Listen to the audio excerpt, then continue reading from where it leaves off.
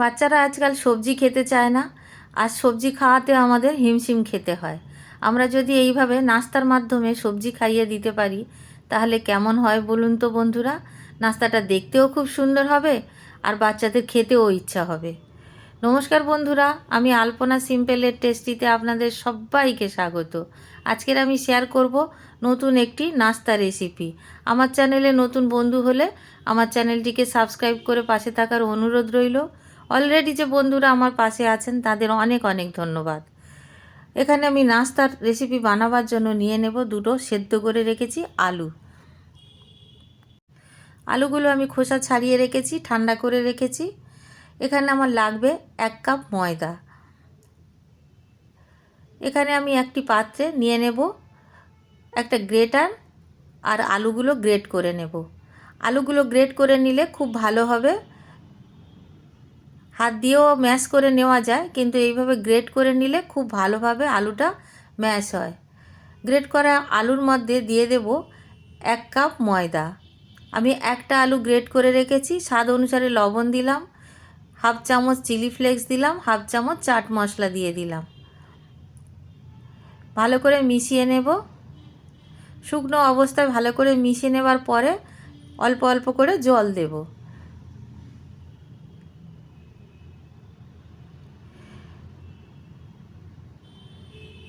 Normal জল নিয়েছি, কোনো গরম জল বা কিছু এরকম নিইনি।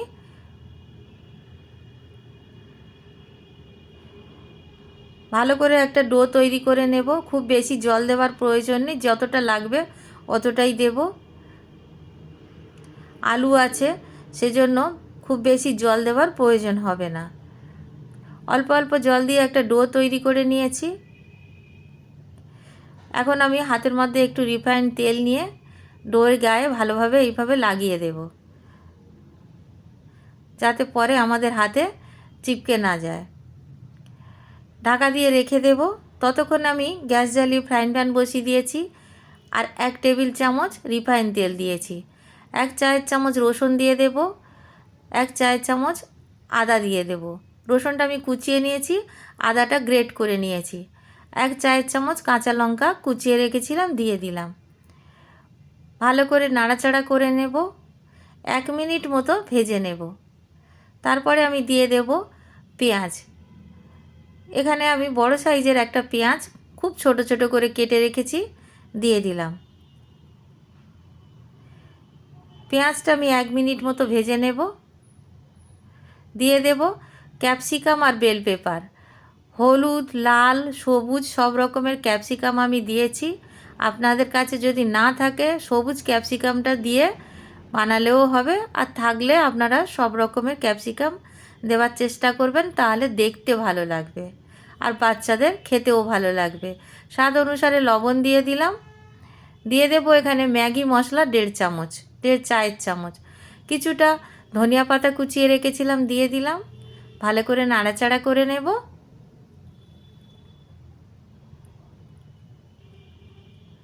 1 মিনিট নাড়াচাড়া করে নিয়ে আমি গ্রেট করে রাখা আলু দিয়ে দেব। দুটো আলু নিয়েছিলাম, একটা আমি ময়দার সাথে মেখে রেখেছি আর একটা আলু আমি এই স্টাফিংয়ের মধ্যে দিয়ে দেব।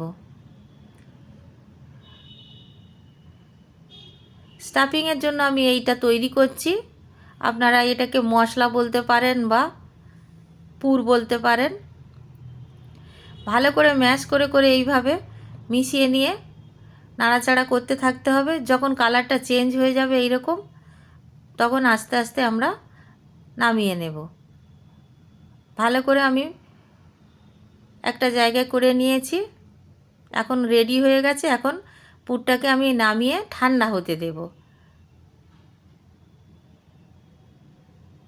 যতক্ষণ ঠান্ডা হচ্ছে ততক্ষণ আমি ময়দার ডোটা আরেকবার ঠেসে নেব। ময়দার ডোটা বেশ নরম হয়ে গেছে, দেখে নিশ্চয়ই বুঝতে পারছেন। আরও একটু ঠেসে নিতে হবে।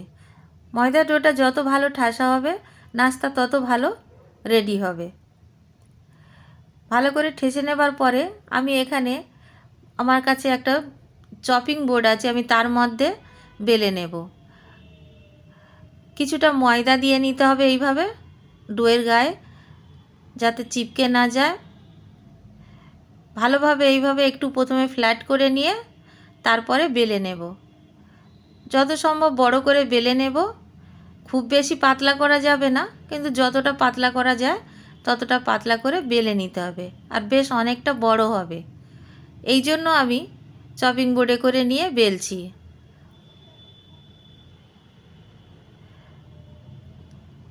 আপনারা চাইলে কিচেন স্ল্যাবের ওপরেও এভাবে বেলে নিতে পারেন। বেলে নেবার পরে আমি যে পুরটা বানিয়ে রেখেছিলাম দিয়ে দেব। পুরো রুটির মধ্যে যে রুটি মতো করে আমি বেলে নিয়েছি ডোটাকে, তার মধ্যে এইভাবে সব দিকটা ছড়িয়ে দেব যাতে সব দিকটা যায়। সব দিকটা আমি ভালো মতো লাগিয়ে দিয়েছি দেখুন বন্ধুরা। এখন আমি ফোল্ড করব। কিভাবে ফোল্ড করব দেখবেন। আমি পুরোটা তো দিয়ে দিয়েছি মশলা বা পুরটা, আর এইভাবে ফোল্ড করে নিতে হবে। খুব টাইট করে ফোল্ড করতে হবে। এইভাবে ফোল্ড করে নিয়ে হাতে করে একটু জল নিয়ে লাগিয়ে দেব এর মধ্যে, যাতে খুলে না যায়। অল্প একটু হাতে করে জল নিয়ে দিলেই আটকে যাবে। এইভাবে ভালো করে একটু চেপে চেপে গড়িয়ে নিলাম। দিয়ে দেব সামান্য ময়দা।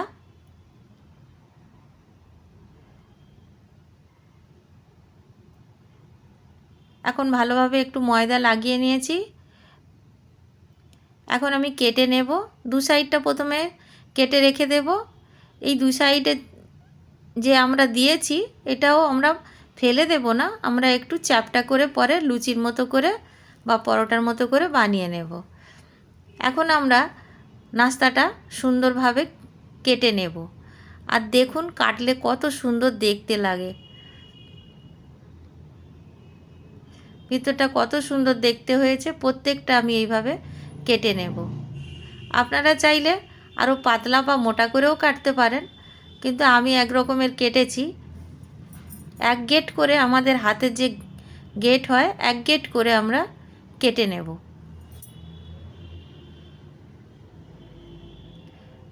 হাফ ইঞ্চি মতো করে এইভাবে আমি সবগুলো কেটে নেব। এখানে 8 পিস হয়েছে, আর 2 পিস যে আমরা সাইডেরগুলো রেখেছি সব মিলে 10 পিস নাস্তা রেসিপি তৈরি হয়ে যাবে। 1 কাপ ময়দা আর একটা আলু দিয়ে, আর স্টাফিংয়ে আমি একটা আলু দিয়েছি, 2টো আলু দিয়ে। ফ্রাইং প্যান বসিয়ে দিয়েছি। 3 চায়ের চামচ এখানে রিফাইন তেল দিয়ে দিয়েছি। তেলটা ভালো করে গরম করে নেব। সব দিকটা এইভাবে স্প্রেড করে দিলাম। তেলটা গরম হয়ে গেছে। একটা একটা করে এখন নাস্তা বা জল খাবার যাই বলেন এখন দিয়ে দেব ভাজতে।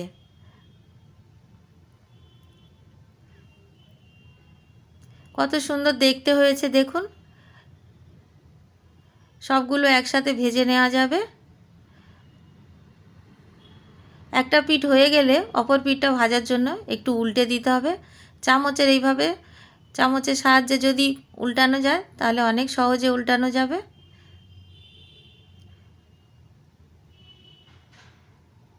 যেহেতু কাঠের খুন্তি একটু মোটা হয়, সেই জন্য শুধু খুন্তি দিয়ে উল্টাতে গেলে একটু অসুবিধা হয়। ভালোভাবে সবগুলো আমি উল্টে পাল্টে দিয়েছি দেখুন বন্ধুরা। এখন আমি একটু একটু করে উল্টে পাল্টে সরিয়ে সরিয়ে ভেজে নেব, সব দিকটা যাতে ভালো করে ভাজা হয়। আপনারা চাইলে একটু বেশি তেলেও ভাজতে পারেন, বা ঘি বাটার যা আপনাদের পছন্দ সেটা দিয়ে ভেজে নিতে পারেন। আমি এখানে রিফাইন তেল দিয়ে ভাজছি। ঘি বা বাটার দিয়ে ভাজলে আরও বেশি খেতে ভালো লাগবে।